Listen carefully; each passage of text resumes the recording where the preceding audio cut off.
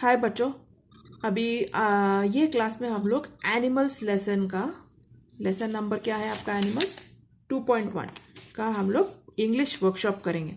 तो हमने last time थोड़े फिगर्स ऑफ स्पीच भी देखे थे पोएम में, तो फिर से एक बार फिगर्स ऑफ स्पीच को हम लोग रिकैप कर लेते हैं। एक तो रेपिटिशन है, मैंने कहा था आपको, stand and look at them long and long, देर बहुत ही रुक रुक के मैं देखा, मतलब ऐसा ना बोलने का मतलब है कि मैं बहुत देर तक रुक के उसको सोच के देखता हूँ, तो that is called repetition. See, can you see this is repeated again, this is repetition. Then in the next line we see they do not sweat and whine about their condition. इसमें अभी animal कोई आवाज निकालता है क्या अपना अपना condition देख के? नहीं, लेकिन आदमी हमेशा अरे ये वो जो एक साउंड है, जिस साउंड से हम लोग बताना चाहते हैं, कुछ एक्सप्रेस करना चाहते हैं, उसको ओनोमेटोपिया कहते हैं। Okay, then we have onomatopoeia का डेफिनेशन हमने lesson number all the world's stage है ना आपका, जो लेसन पहले 1.4 में हमने ओनोमेटोपिया देखा था। ओनोमेटोपिया का डेफिनेशन है naming of a thing by vocal imitation of its sound. Okay, किसी चीज के बारे में बताना उसके आवाज के थ्रू। ओके, तो इसमें एक आदमी के कैरेक्टरिस्टिक के बारे में बता रहा है उसके आवाज के थ्रू, कैसा? वाइनिंग। तो दिस इज ओनोमेटोपिया। ठीक है, देन कम्स टॉटोलॉजी। टॉटोलॉजी होता है, अभी ये सेंटेंस पढ़िए, not one is dissatisfied, not one is demented with the mania of owning things. ये डिमेंटेड और मेनिया, इन दोनों का मीनिंग एक ही है। ओके, लेकिन उसको दो अलग तरीके से एक कोई चीज बताने के लिए यूज किया है। नॉट वन इज डिमेंटेड मतलब इतना क्रेजी हो गया है कि उसको इतना क्रेज है चीजें पाने के लिए, इतना क्रेजी है कि उसका क्रेज इतना है चीजें पाने के लिए। तो जब ऐसे होता है कि दो एक ही मीनिंग, एक ही चीज बताने के लिए उसको रिपीट किया हुआ दो डिफरेंट वर्ड्स के साथ, उसको टॉटोलॉजी बोलते हैं। Okay, when two words are repeated to show something, to emphasise something with the same meaning, it's called tautology. फिर हम लोग यहाँ देखते हैं एंटीथेसिस, एक फिगर ऑफ स्पीच आ रहा है ये लाइन में, नॉट वन इज रेस्पेक्टेबल और unhappy over the whole earth. ये क्या बता रहा है? रेस्पेक्टेबल इधर इसका मतलब है हैप्पी। ओके, इधर आपकी बुक में दे देंगे, neither too happy nor sad, मतलब they are neither happy nor sad. ये जो है ना, ना खुश ना दुखी, ये टाइप के जो वर्ड्स रहते हैं ना, comparison type, where positive and negative को मिक्स करके बताने के लिए, मतलब न्यूट्रल, दिस ऐसे टाइप के जो वर्ड्स यूज होते हैं उसको कहते हैं antithesis. Okay, your different opinions. Okay, then we'll go to the last line, did I pass that way huge times ago and negligently dropped them? This is a question, isn't it? So this is a type of interrogative question, but it's an interrogative line, but this is not looking for an answer. ये जो line है ये कोई answer के लिए wait नहीं कर रहा है, वो ये टाइप का क्वेश्चन फॉर्म करके आपको कुछ बताने की कोशिश कर रहा है। ठीक है, तो उसको कहते हैं इंटरोगेशन। फिर हाइपरबोल करके भी एक इसमें फिगर ऑफ स्पीच है, ये ह्यूज टाइम्स अगो, मतलब ये बताना चाहते हैं कि ये बहुत साल पहले ऐसा, बहुत साल मतलब नहीं साल, बहुत क्या बोलते हैं, थाउजेंड्स ऑफ ईयर्स अगो बोलने के लिए ना, वो बताना चाहते कि थाउजेंड्स ऑफ ईयर्स अगो शायद मैं ये गली से गया था क्या, तो बताने के लिए वो वर्ड यूज करा ह्यूज। मतलब बहुत बड़े टाइम पहले मैं ऐसे गया था क्या, तो वो जो एग्जैजरेशन है ना उसको हाइपर बोलते हैं। जैसे हम लोग हाइपर एक्टिव बोलते हैं ना, हाइपर एक्टिव, कोई बच्चा बहुत ही एक्टिव रहता है तो उसको हम क्या बोलते हैं? Hyper active. वैसे ये जो एग्जैजरेट किया है टाइम के बारे में बताने के लिए, उसको हम कहते हैं हाइपर बोल। ओके, चलो वर्कशॉप की तरफ जाते हैं अभी। इधर आपके दो क्वेश्चंस भी हैं, वो भी हम देख लेते हैं। What craze do animals never display? क्या क्रेज है जो एनिमल्स कभी नहीं डिस्प्ले करते, जो ह्यूमन बींग्स डिस्प्ले करते हैं? The craze of owning things, चीजें पाने की craze. What could have happened to the tokens of the poet self? Poet के जो खुद का सेल्फ है उसका क्या हो गया? उसके जो टोकन्स है, मतलब जो वर्च्यूज, जो क्वालिटीज है, जैसे इनोसेंस, सिंप्लिसिटी, कंटेंटमेंट, उसका क्या हो गया? तो poet he thinks he dropped off those qualities long time ago. उसको ऐसा लग रहा है कि वो ये क्वालिटीज बहुत साल पहले उसने, बहुत सदियों पहले उसने खो दिए। Okay, he thinks he dropped off those qualities long time ago. Okay, let's go to the workshop. Match the words given in table A with the meanings in table भी हमको अभी मैच करना है. Okay. Whine is complain in an annoying way. एक irritating तरीके से किसी चीज के बारे में कंप्लेन करना इज कॉल्ड वाइनिंग. सिन, पाप. ओके. ऑफेंस अगेंस्ट रिलीजियस और मॉरल लॉ. एक मॉरल या रिलीजियस लॉज रहते हैं हमारे, सब लोग जानते हैं. ये कुछ चीजें जो हम जानते हैं कि गलत है, हाँ, उसको पाप कहते हैं. ओके. सिन. फिर एविंस मतलब दिखाना या शो. मेनिया, क्रेज, हमने देखा था ये सब. नेग्लिजेंट मतलब जो केयरलेस लोग होते हैं, उसका क्या, failing to take proper care. Okay. Now find adjectives from the poem which refer to positive and negative thinking. Adjective का मतलब क्या है? Adjective is the attribute of a noun. Example, sweet apple. Okay, attribute of a noun. Noun आपको पता है person, place, animal, thing. Yes, लेकिन अभी वो नाउन के बारे में कुछ बताना, एट्रीब्यूट मतलब उसका कुछ क्वालिटी बताना इज कॉल्ड एडजेक्टिव. जैसे अभी यहाँ लिखा मैंने स्वीट एप्पल. एप्पल इधर नाउन है, लेकिन अगर एप्पल स्वीट है तो आप वो नाउन के बारे में कुछ बता रहे हैं. ओके. एट्रीब्यूट, ये नाउन का आप कुछ क्वालिटी इसमें बता रहे हैं, इसको कहते हैं एडजेक्टिव. तो आपको मैंने 3 निकाल के दिया, आप और भी निकाल सकते हो. ठीक है. पॉजिटिव एडजेक्टिव्स कौन से इधर? प्लासिड मतलब काम, self contained, respectable. Negative, demented, sweat and wine and weep. Okay. आप पोएम से कंपेयर कर लेना क्या है. Complete the following. The poet wishes he could dash, turn and live with animals. है ना. फर्स्ट लाइन में हम देखते हैं, I wish I could turn and live with animals. Animals do not complain about their condition. Yes, इधर देखो, they do not sweat and whine about their condition. ये sweat and whine का मतलब complain है ना. So they do not sweat and whine about their condition. Animals do not merely discuss their duty to God. है ना. They do not make me sick discussing their duty to God. Okay. Animals are not crazy about owning things. They do not have the mania of owning things. Okay. State whether the following statements are true or false. Animals are self-reliant. ये तो true है ना. Animals अपना खुद का देखभाल कर लेते हैं ना. जैसे बच्चे, एनिमल्स के बच्चे तो एकदम से चलना फिरना मतलब थोड़ा थोड़ा शुरू कर लेते हैं पैदा होते होते. हम नहीं कर पाते, हम दूसरों के ऊपर भरोसे पे जीते हैं. छोटा बच्चा अपनी मम्मी के भरोसे में जीता है ना. आप लोग भी अपने मम्मी डैडी के भरोसे पे जीते हो, है कि नहीं. फिर बाद में बड़े होने के बाद फिर आपके भरोसे, आप किसी बॉस के भरोसे जीते हो, है ना, कि बॉस टाइम से पेमेंट करेगा. फिर वाइफ हस्बैंड के भरोसे पे जीती है. ऐसा इट्स नेवर एंडिंग. फिर बाद में हम जब बुढ़े हो जाते हैं तो हम अपने बच्चों के भरोसे पे जीते हैं ना. फिर ओवरऑल हम लोग परमेश्वर के भरोसे पे जीते हैं कि नहीं. वो तो हमें कभी भूलना नहीं चाहिए, है ना. Animals like that are self reliant, मतलब खुद पे जी लेते, मतलब they do not need any assistance. Animals quarrel for their positions. Animals अपने चीज़ों के लिए लड़ते हैं. अभी इसमें ना आपको एक बात समझनी है, ये जो पोजीशंस की बात कर रहा है ना, वो चीज़ों की बात कर रहा है. जैसे मोबाइल हुआ, लैपटॉप हुआ, ये टॉयज़ हुआ बच्चों के लिए, है ना. फिर ये सब जो चीज़ें हैं ये पोजीशंस है ना, हम लोग जो ओन करते हैं. लेकिन एनिमल्स ना बहुत क्वारल किस चीज़ के लिए करते हैं? अपने खाने के ऊपर, अपने परिवार के ऊपर और अपने टेरिटरी के ऊपर. उनका जो इलाका है उसके अंदर कोई आ गया तो कुत्ते बिल्ली भी छोड़ते नहीं एक दूसरे को, है कि नहीं.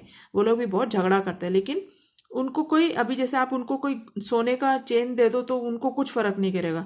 वो हर कुत्ता एक बार पहन के शायद उसको कहीं खड्डे में भी डाल के खो देगा, है ना. उनको कुछ फर्क नहीं करता.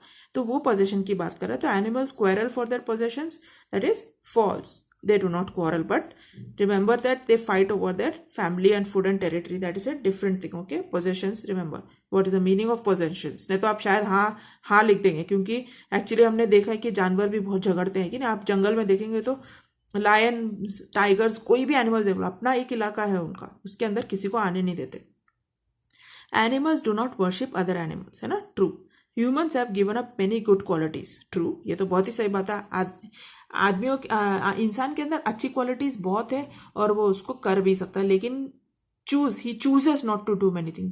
जो गलत करना चाहते हैं ना, जानबूझ के गलत करते हैं. जैसे मैंने आपको लेसन के स्टार्टिंग में बताया था, human beings have the capability but they choose to do wrong और right. Okay. Animals suffer humiliation. क्या एनिमल्स को कभी शर्मिंदा होना पड़ता है? नहीं ना, यूजुअली तो एनिमल्स को कुछ शर्म फील नहीं होता, लेकिन आदमी को फील होता है, तो this is false. The poet has retained all his natural virtues. क्या पोएट के पास ये सब वर्च्यूज, जो अच्छे वर्च्यूज हैं, जो इनोसेंसी, कंटेंटमेंट, सिंप्लिसिटी, ये है क्या? नहीं ना, false. Okay, with the help of the poem find the differences between animals and human beings. ये पोएम के हेल्प के थ्रू आपको एनिमल्स और ह्यूमन बींग्स के बीच में क्या फ़र्क है वो बताना है, ठीक है। तो मैंने आपको 3 फर्क बताए, आप और भी लिख सकते हैं, ओके। एक तो है human beings always complain about their condition, ठीक है। Animals never complain about anything. Second, humans want to possess many things, animals not bothered about things other than their family, food and territory. Human beings discuss their duty to God. Animals do not discuss their duty to God. Human beings weep over their sins. Animals do not know what sin is. है ना, animal को पता ही नहीं पाप क्या होता है। फिर एक एक्स्ट्रा मैंने इधर लिख दिया था, out of that, out of the poem, humans have the ability to know the difference between wrong and right. Animals do not have the ability to know the difference between wrong and right. ये poem के बाहर से है, लेकिन आपको ये जानना बहुत जरूरी है कि नहीं, कि एनिमल्स और ह्यूमंस में फर्क क्या है, ओके। फिर next page, okay. Read the text again, फिर से एक बार पढ़िए text and complete the web, highlighting the good values और habits which we can learn from animals. हम भी एनिमल से कुछ कुछ अच्छी चीजें सीख सकते हैं, वो क्या चीजें हैं हम लोग इधर देख लेते हैं, okay. Good values and good habits that can be learned from animals. 1. They are placid and self-contained. ये इन्होंने लिख के दिया। और क्या क्या सीख सकते हैं? They do not sweat and whine about their condition. Do not lie awake in the dark and weep over their sins. Do not discuss their duty to God. They are not dissatisfied. मतलब they are always satisfied. Not crazy about owning things. Okay? Now next.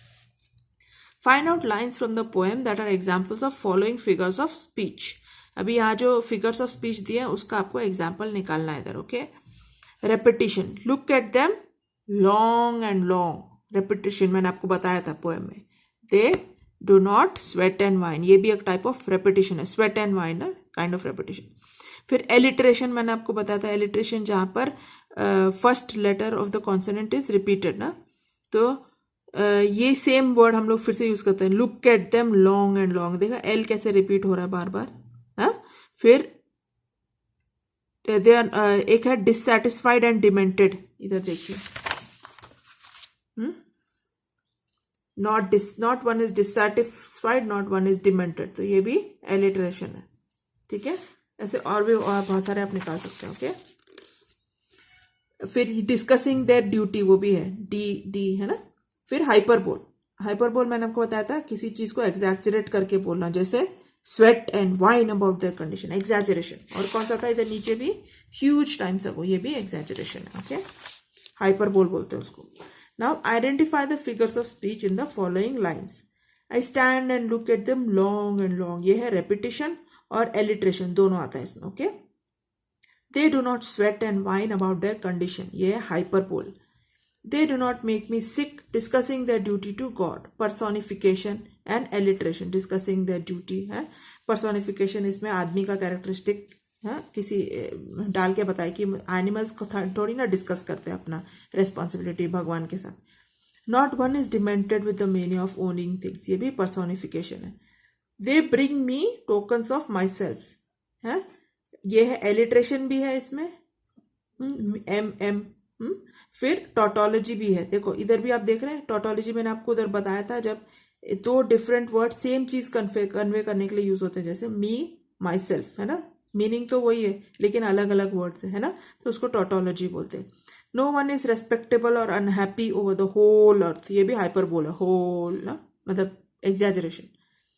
फिर अभी आपको ये करना है, ये हमने पहले भी एक इसमें किया था, पेज नंबर 5 है ना आपका, आप निकालिए पेज नंबर 5।